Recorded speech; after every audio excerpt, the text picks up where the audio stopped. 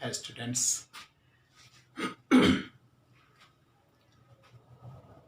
आज हम endothermic reaction के बारे में बात करेंगे।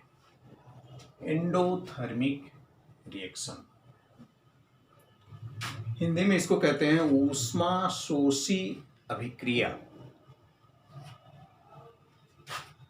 सबसे पहले हम ये जानने की कोशिश करेंगे कि ये एंडोथर्मिक का मतलब क्या होता है।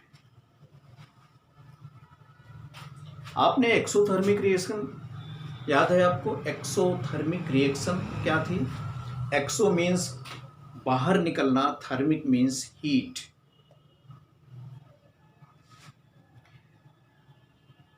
ऐसे रिएक्शन जिसमें से हीट बाहर निकले वो एक्सोथर्मिक रिएक्शन थी।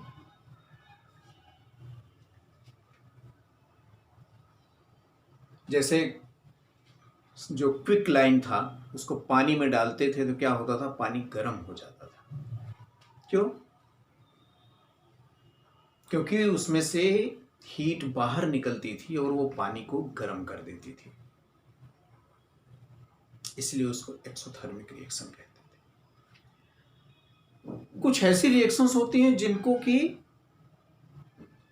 हीट लेती हैं, वो एंडोथर्मिक रिएक्शन। एंडो मीन्स देखो दो वर्ड से मिलके बना है एंडोथर्मिक, एंडो प्लस थर्मिक। एक्सो मीन्स होता है बाहर निकलना और एंडो मीन्स क्या होता है? अंदर लेना, अंदर जाना। तो ऐसी रिएक्शंस जिसमें एंडो मीन्स क्या होता है?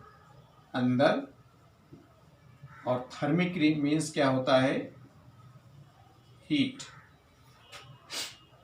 तो अंदर अगर हीट जाती है किसी रिएक्शन में, अंदर हीट जाने का मतलब वो हीट को लेती है, सोखती है।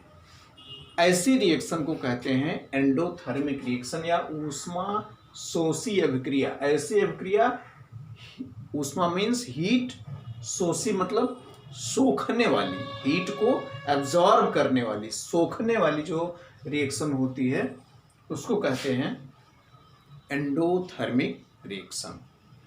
बहुत सारी रिएक्शंस ऐसी होती हैं जिसमें कि हीट को एब्जॉर्ब किया जाता है, हीट को देना पड़ता है बाहर से उस रिएक्शन के लिए। अगर बाहर से हीट न दी जाए तो वो रिएक्शन नहीं होगी। कुछ याद है कुछ रिएक्शंस जिसमें बाहर से हीट देनी पड़े? बहुत सारे रिएक्शंस हैं। कुछ तो, अरे भाई खाना पकाते हो बिना हीट के तो नहीं। सब्जी को पकाना हुआ, अगर क्या करो कुकर में सब्जी, तेल, नमक, पानी सब भर के ऐसे ही रख दो तो क्या हुआ? सब्जी पकेगी? सब्जी बनेगी? नहीं बनेगी। क्यों? क्योंकि वो एंडोथर्मिक रिएक्शन है। खाना पकना क्या है? एंडोथर्मिक रिएक्शन है। उसको, उसमें जो कंटेंट डाले गए, सब्जी डाला गया, तेल डाला गया, नमक डाला गया, मसाले डाले गए, वाटर डाला गया, ये सब मिलके एक कोई खास कंपाउंड बनाएंगे तो उसको हीट देनी पड़ेगी, तभी इन सब के बीच में रिएक्शन होगा। अगर हीट नहीं देंगे तो हम फिर ऐसे ही भर के रख दें। चावल है, चावल को पानी में डाल के ऐसे ही कुकर में भर के रख दें, पक जाएगा? नहीं पकेगा, क्योंकि उसको हीट देने की ज़रूरत पड़ती है। वो जो चावल पकने की रिएक्शन है, सब्जी पकने की जो रिएक्शन है, ये क्या है? एंडोथर्मिक रिएक्शन है। ये रिएक्शन होने के लिए हीट मांगती है, हीट, कि हमको हीट दो तब हम रिएक्शन होंगे। अब सोचो रिएक्शन कैसे होती है? किसी चीज दो, कोई चीज को मिलाया गया, कई चीजों को, तो नई चीज कैसे बनती है? रिएक्शन कैसे होती है? सपोज क्या हुआ, कोई एक मटेरियल था, उसका फार्मूला ABC है, उसी के साथ दूसरा मटेरियल मिलाया गया, उसका फार्मूला MLN है। ऐसी कोई कंपाउंड है सपोज, तो इनके बीच में रिएक्शन कब होगी? रिएक्शन होने का मतलब क्या होता है? कोई नई चीज का बनना। नई चीज का बनना, इसी को क्या कहते हैं, रिएक्शन होना। तो नई चीज कब बनेगी, जब इनके जो अरेंजमेंट हैं एटम्स के A B C का, इसमें MLN का, इसमें जब ये अरेंजमेंट बदलेंगे तभी तो रिएक्शन होगी, तभी तो नई चीज बनेगी। समझ रहे हो कि नहीं? तो सपोज ए को M और L से मिलके ए कोई नई चीज बना रहा है। सपोज इनके मिलने से एक ऐसा कंपाउंड बना जो था क्या, AML, ऐसा सपोज एक कंपाउंड बन गया, नया कंपाउंड बना, क्योंकि इधर इस तरह का कुछ नहीं था। लेकिन ये बनने के पहले क्या होगा, इसको बनने के पहले इसमें से क्या होगा, ए को अलग होना पड़ेगा, इसमें से M और L को अलग होना पड़ेगा। जब ये दोनों इसमें से अलग होंगे तब जाके ये आपस में मिलके इसको बनाएंगे। क्यों?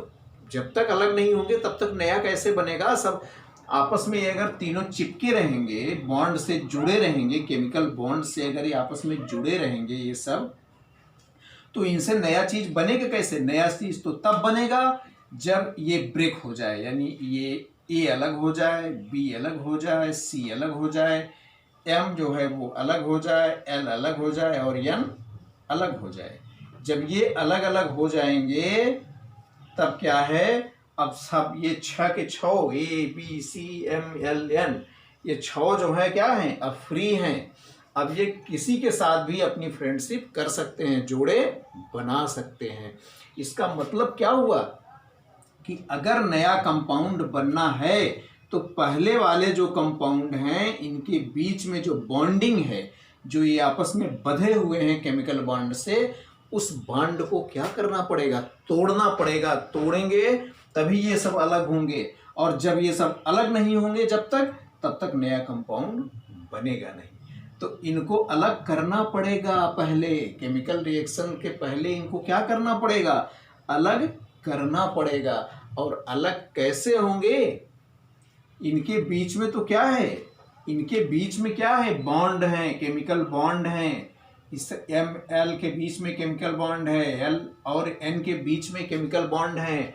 तो ये बॉन्ड इसको बांधे हुए हैं, अलग होने ही नहीं देंगे। तो हमें क्या करना पड़ेगा, इन बॉन्ड्स को तोड़ना पड़ेगा। इन बॉन्ड्स को क्या करना पड़ेगा, तोड़ना पड़ेगा। और तोड़ने के लिए क्या चाहिए, क्या चाहिए किसी चीज को ब्रेक करने के लिए, एनर्जी चाहिए।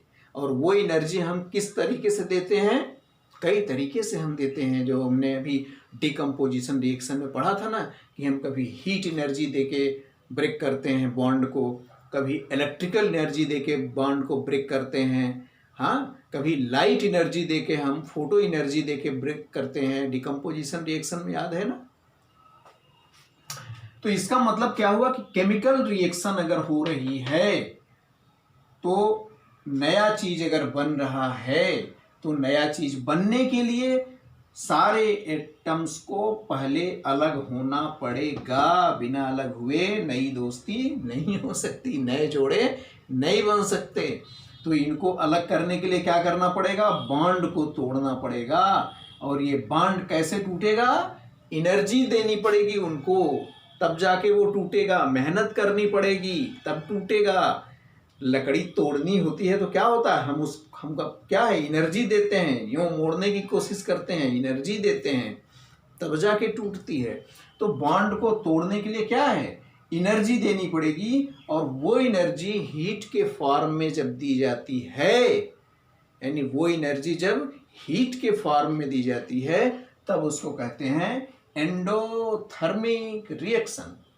यानी ऐसी रिएक्शन जिसमें कि केमिकल रिएक्शन होने के लिए, या कहो कि बॉन्ड को तोड़ने के लिए, या कहो नया कंपाउंड बनाने के लिए, जो भी कहो, यानी किसी भी केमिकल रिएक्शन को होने के लिए जब हमको बाहर से एनर्जी देनी पड़े, हीट देनी पड़ती है, तब उसको हम कहते हैं एंडोथर्मिक रिएक्शन।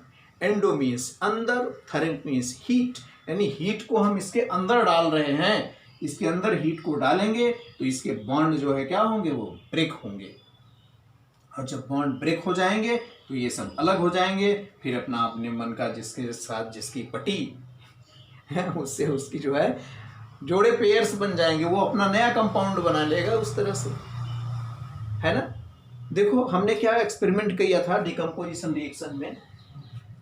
डिकम्पोजिशन रिएक्शन में हमने जो एक्सपेरिमेंट किया था, हमने क्या लिया था, फेरस सल्फेट लिया था ना। फेरस सल्फेट को जब हमने हीट किया, याद करो डिकम्पोजिशन रिएक्शन का वीडियो में था, जब फेरस सल्फेट को हमने हीट किया था तो क्या हुआ था, फेरस सल्फेट जो है वो क्या हुआ था, वाइट कलर, हल्का ग्रीनिश कलर का जो होता है कलर उसका, उससे वो किस में कन्वर्ट हो गया था, किस में चेंज हो गया था, रेड कलर में। क्यों? क्योंकि फेरस सल्फेट जो था FeSO4 ये किस में टूट गया था, आयरन ऑक्साइड में टूट गया था। Fe2O3 प्लस SO2 और प्लस SO3 में ये टूट गया था। लेकिन इसको तोड़ने के लिए हमको यहाँ क्या देनी पड़ी थी, हीट देनी पड़ी थी, गर्मी देनी पड़ी थी, उसको गर्म करना पड़ा था बुनसन बर्नर पे, तब जाके ब्रेक हुआ। इसका मतलब ये कौन सी रिएक्शन थी, एंडोथर्मिक रिएक्शन। एंडोथर्मिक रिएक्शन यानी ज़्यादातर डिकम्पोजिशन रिएक्शंस जो होती हैं वो क्या होती हैं, एंडोथर्मिक रिएक्शंस होती हैं, क्योंकि हमको उस रिएक्शन को कंप्लीट करने के लिए, उस रिएक्शन को होने के लिए हमें बाहर से हीट देनी पड़ती है, और जब वो हीट पाएंगे तभी उनके बीच में रिएक्शन होगी और नया कंपाउंड बनेगा। तो ऐसी रिएक्शन जिसमें बाहर से हीट दी जाए और तब जाके रिएक्शन हो, तब उसको कहते हैं एंडोथर्मिक रिएक्शन। लेकिन अभी एक एग्जांपल आपके बुक में ऐसा दिया हुआ है कि रिएक्शन तो है एंडोथर्मिक, बट उसमें बाहर से हीट नहीं देते हैं, फिर भी उसको एंडोथर्मिक रिएक्शन मानते हैं।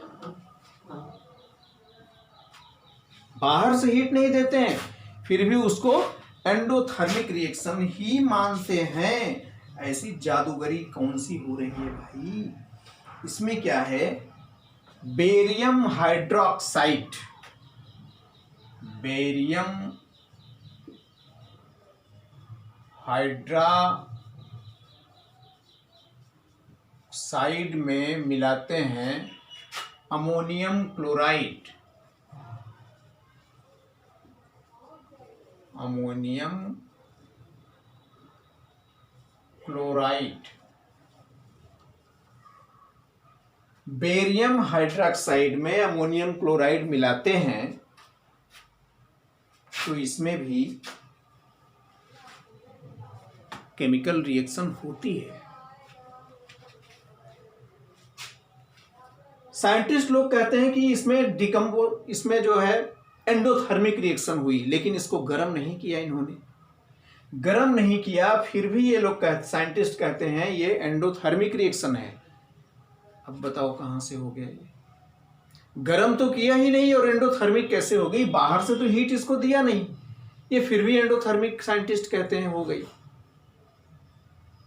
देखो एंडोथर्मिक रिएक्शन का मतलब होता है कि रिएक्शन में वो हीट लेगा कहाँ से लेगा पता नहीं, जहां से मिलेगा वहीं से लेगा। यानी एंडोथर्मिक रिएक्शन का मतलब ये होता है कि वो रिएक्शन होने के लिए हीट लेगी, रिएक्शन कंपाउंड उसके हीट लेंगे, हीट को एब्जॉर्ब करेंगे। कहाँ से एब्जॉर्ब करेंगे उनको इससे कोई मतलब नहीं, जहां से मिलेगा वहीं से ले लेंगे। इस रिएक्शन में क्या हुआ था, इस रिएक्शन में होता क्या है कि जब बेरियम हाइड्रोक्साइड को अमोनियम क्लोराइड से मिलाते हैं तब क्या होता है,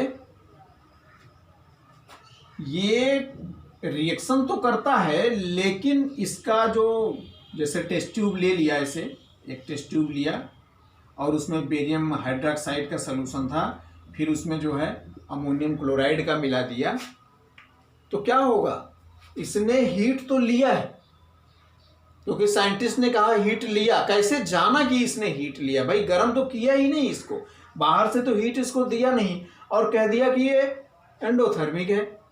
ये मनमानी हो गई, जो भी कहें मान लो चुपचाप। कैसे इन्होंने जाना कि एंडोथर्मिक हो गई?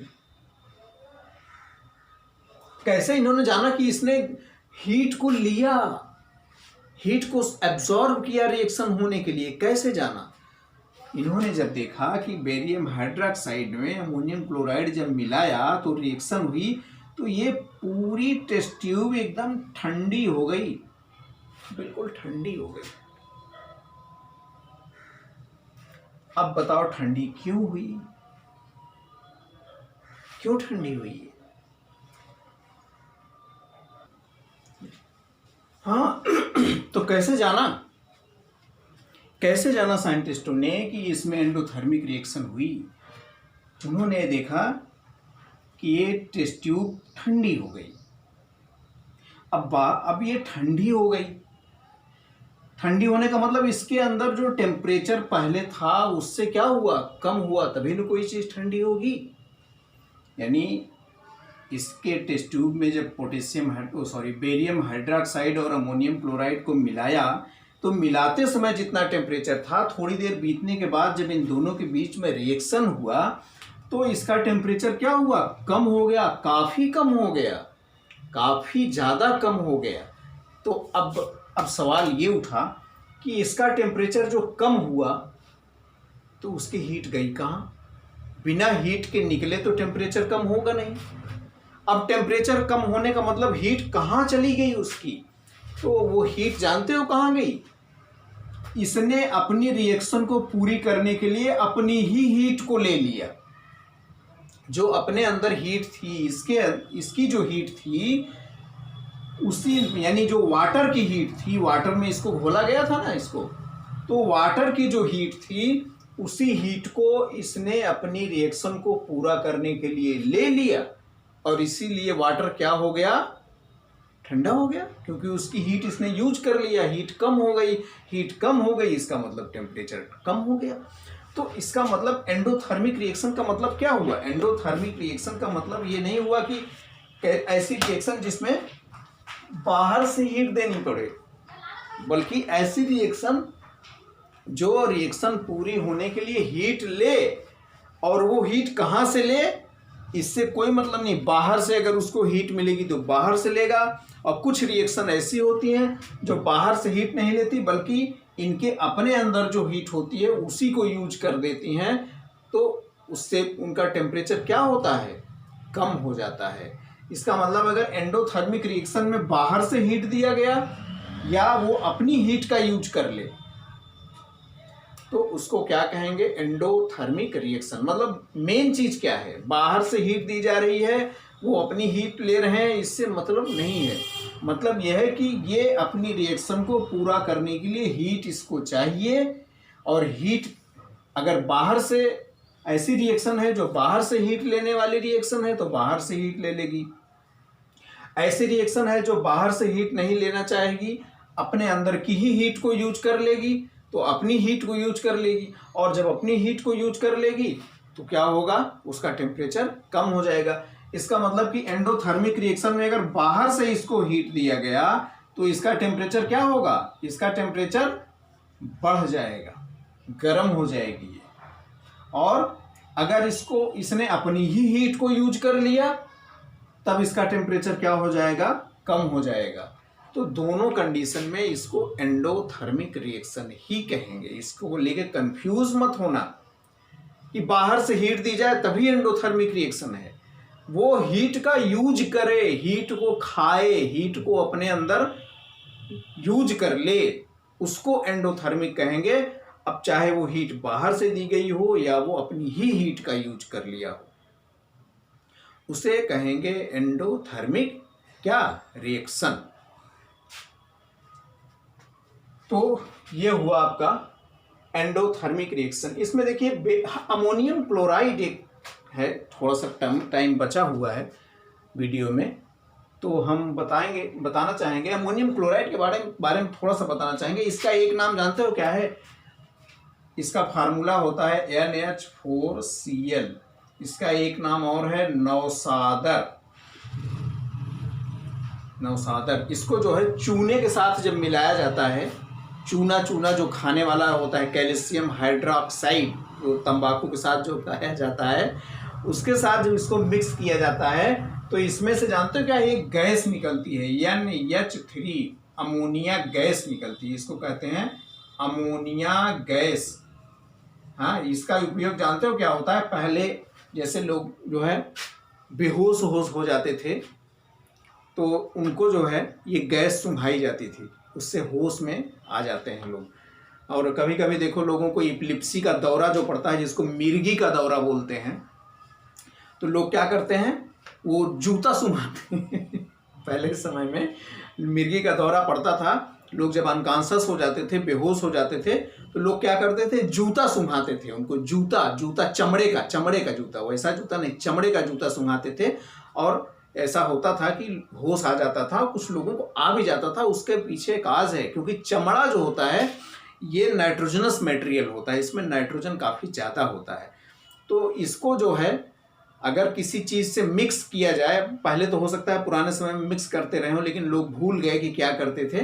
तो चूंकि ये जो चमड़ा होता है नाइट्रोजनस मटेरियल होता है, इसमें से अगर इसको जलाया जाए या और कोई केमिकल इसमें मिलाया जाए तो इसमें से अमोनिया गैस निकल सकती है। तो ये अमोनिया गैस ही होती है जिसके वजह से लोग बेहोश रहते हैं, तो होश में आ जाते हैं। कभी कभी देखो सर्दी जुकाम में भी लोगों की नाक जो है, नोज़, ये ब्लॉक हो जाती है, जाम हो जाती है। तो ऐसे में भी लोग इसको चूने के साथ, कैल्शियम हाइड्रोक्साइड के साथ जो है, ये नौसादर को इसको मिलता है, ऐसे मेडिकल स्टोरों पे मिलता है नौसादर बोलने पर, उसी में मिक्स करके उसको सूंघते हैं तो खुली नाक जो जाम होती है वो खुल जाती है। तो इस तरह से इसका जो है नौसादर का यूज होता है।